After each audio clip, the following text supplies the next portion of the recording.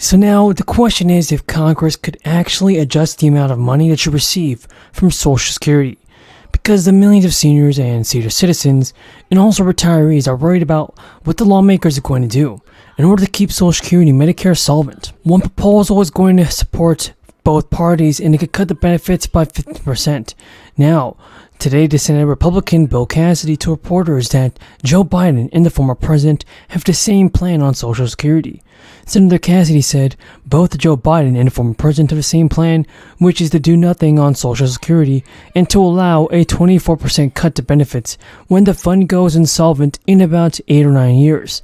They both have the same plan of doing nothing. Social Security and Medicare have been at the center of contentious debate across party lines over federal entitlement programs.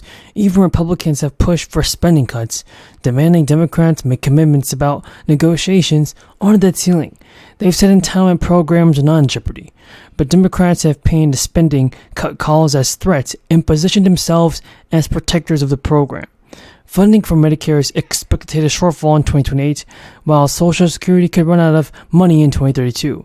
Social Security, Medicare, and Medicaid currently make up nearly half of the entire federal budget, with an annual cost of $1 trillion.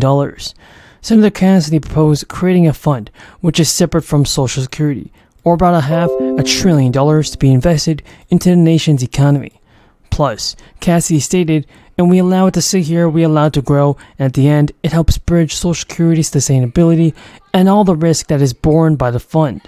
One other option being discussed is raising retirement age. Republicans like Louisiana Senator John Kennedy and even its presidential candidate have recently proposed doing that. Last year, a group of House Republicans called for increasing the retirement age to 70 years old for Social Security and Medicare. That's then indexing it to life expectancy. But it's not only Republicans supporting the change, because many of the Democrats have shown their support for a higher retirement age. Raising the eligibility age is not an insignificant proposal. Research has found that raising this would actually increase and cut monthly Social Security payments for early retirees by about 15%. And people in low-income or blue-collar jobs would see their retirement cut the most. And according to USA Today, the average cost for a gallon of gas, of regular gas that is up 21 cents in just 1 month. The national average price for a gallon of gas was $3.67. On average, the gallon of gas is also widening variably across the country. For instance, in California, it was $4.20. In Mississippi, it's $3.16. Meanwhile, the national average price of diesel has fallen 0.3 cents in the last week and stands at $4.15 a gallon, 87 cents lower than a year ago. But according to analysis at JP Morgan, oil prices are poised to rally soon, as the Federal Reserve is expected to pause its rate hikes. Since the 80s, the final increase in a tightening cycle has been followed by increasing in the price of Brent crude 3 months later, returning an average of 9%. Now, it's the most traded of all the oil benchmarks and is defined as the most drilled in the North Shore fields. The main takeaway is for now that if the Fed pauses its rate hiking campaign soon, the most likely scenario is that oil performs well. Markets expect the Fed to raise the rates one more time, lifting them by another 25 basis points. So this can mean several good things for the American people. In response to inflation, the Federal Reserve has embarked on a series of hikes to its benchmark interest rate, which raises borrowing costs for consumers and businesses alike. That should slow the economy and slash demand, however, eventually bringing down prices for some goods at least. But rate hikes produced mixed results for rent prices. Economists have said that a slower economy and a potential reduction in consumer spending should put downward pressure on demand, causing prices to fall. But rate hikes also lead to a rise in mortgage rates, which keeps prospective home buyers in the rental market as they await a better home buying opportunity, helping sustain demand and limit price declines.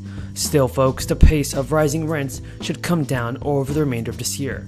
Economists have told ABC News that it won't bring any outright decline in rents, but it'll bring some relief in a massive price increase. Awesome news, it's finally going to happen. The lawmakers have just confirmed that many low to middle income households are going to be receiving extra stimulus this year. I'm going to be revealing the details all about this in this video, so keep on watching.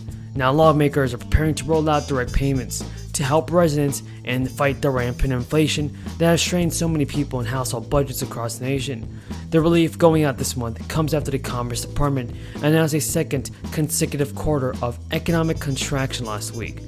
This is what many analysts use as a simple definition for a recession.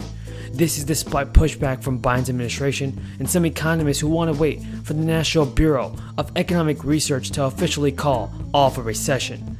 As U.S. officials debate over the health of the economy, governors are handing out rebates to help alleviate inflation stress. And many of you are wondering whether you'll be receiving an extra stimulus check this month. Well, the state of Delaware has been issuing one-time $300 relief checks to every adult resident who has filed their 2021 tax returns. The state is continuing to roll out the payments over the summer, and joint filers will each receive one payment. No additional action is needed to receive the payment, folks. Lawmakers have told reporters this relief is intended to help people in Delaware facing higher prices at the grocery store and gas pump. Ron DeSantis has also said that about 59,000 low-income families in the state will be eligible to receive a one-time payment of $450 per child. DeSantis told reporters that the new checks will help offset the cost of rising inflation, especially with the new school year approaching. He added that the new one-time payment can be used for anything from buying diapers to fueling at the pump. The checks are part of the Hope Florida program, which is being led by the Florida First Lady. Qualifying families do not need to apply for the benefit, as the payments are being mailed out this year. Since May of this year, Georgia has been sending out one-time rebates to taxpayers who filed their state tax returns for 2020 and 2021. If you reside in Georgia, note that the refund will be based on the filing status of your 2020 tax return. Very large corporations with a 3-year average financial statement income in excess of $1 billion. But as their bill is currently proposed, and this change occurred basically in the last 24 hours, the bill would now require unrelated companies of any size held by funds or partnerships to combine their otherwise unrelated income to determine if they meet an aggregate $1 billion income threshold, subjecting each respective company to the book minimum tax, even if its own income is far too low. This significant expansion of the tax has the potential to subject thousands of American businesses to the book's minimum taxes, administrative, and financial burdens.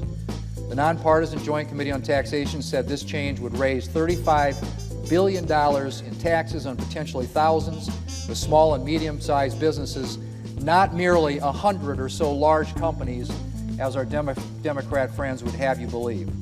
My amendment is fully offset by extending for 1 year the cap on the state and local tax deduction enacted in the Tax Cuts and Jobs Act, and I encourage my colleagues to support this amendment and help ensure that our nation's small and medium-sized businesses aren't hit with a misguided and entirely inappropriate $35 billion tax hike. So there is an amazing deal for new stimulus checks, everybody, from President Biden, Democrats, and Republicans. Hopefully, everybody, President Biden can step up to the plate and help out the American people with stimulus payments. If you think you can, then tell me in the comments. So we have a lot of good news to cover about the fourth stimulus check. You want to be sure to stay until the end of the video to find out the most important information. You don't want to miss out on this. So as early as June, new stimulus payments will be available in Maine, and over 800,000 Americans stand to receive the benefits. The 1.